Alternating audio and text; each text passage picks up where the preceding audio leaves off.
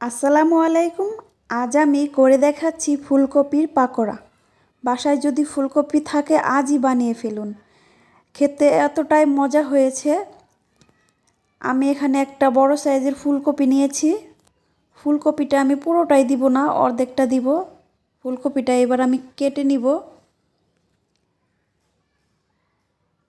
একটা ছুরি দিয়ে ছোট সাইজ করে কেটে নিব, বেশি বড় সাইজ করব না।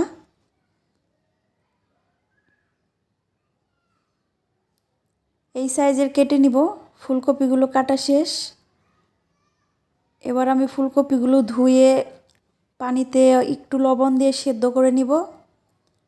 বেশি সিদ্ধ করা যাবে না, হাফ সিদ্ধ।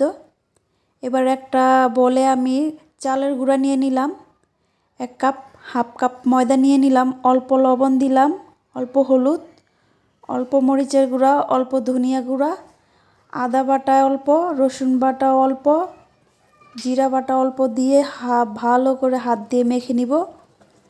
অল্প পানি দিয়ে মিশ্রণটা গুলিয়ে নিব। গোলানো শেষ, দিয়ে দিলাম ধনিয়া পাতা কুচি, দিয়ে ভালো করে হাত দিয়ে মেখে নিব। মাখানো শেষ, আগে থেকে তেলটা গরম করে নিয়েছি। এবার ফুলকপিগুলো আমি দিয়ে দিব।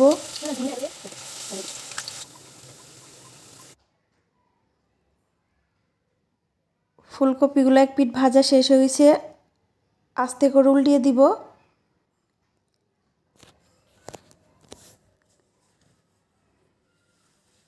ফুলকপিগুলো আমি একটু কড়া করে ভেজে নিবে যেন মুচমুচে হয়।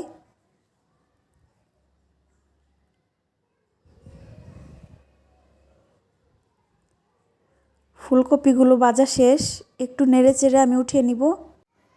কতটা লোভনীয় হয়েছে, আপনারাও বাসায় বানিয়ে নিতে পারেন। তো ভিডিওটা এ পর্যন্তই। সবাই ভালো থাকবেন, সুস্থ থাকবেন। আল্লাহ হাফেজ।